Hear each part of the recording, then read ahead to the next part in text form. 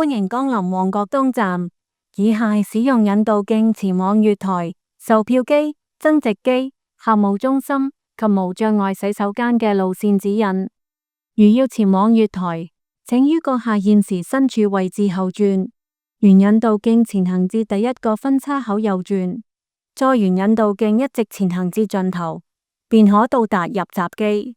如選擇使用樓梯前往金鐘方向之月台，入閘後沿引導徑前行至第一個分叉口右轉，再前行至第三個分叉口右轉，再前行便可到達通往金鐘方向之月台嘅樓梯。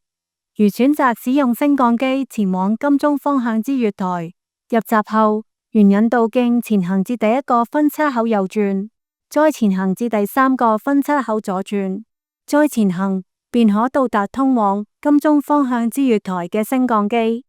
如選擇使用樓梯前往羅湖及落馬洲方向之月台，入閘後沿引導徑前行至第一個分叉口左轉，再前行至第三個分叉口左轉，再前行便可到達通往羅湖及落馬洲方向之月台嘅樓梯。如選擇使用升降機前往羅湖及落馬洲方向之月台，入閘後沿引導徑前行至第一個分叉口左轉，再前行至第三個分叉口右轉，再前行便可到達通往羅湖及落馬洲方向之月台嘅升降機。如要前往售票機及增值機，請於閣下現時身處位置後轉，沿引導徑前行至第一個分叉口右轉，再前行至第二個分叉口左轉，再沿引導徑前行，便可到達售票機及增值機。如要前往客務中心，請於閣下現時身處位置後轉，沿引導徑前行至第一個分叉口右轉，再沿引導徑前行至第四個分叉口左轉，再前行便可到達客務中心。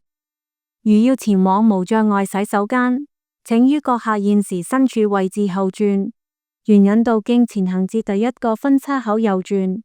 再沿引導徑一直前行至盡頭，便可到達入閘機。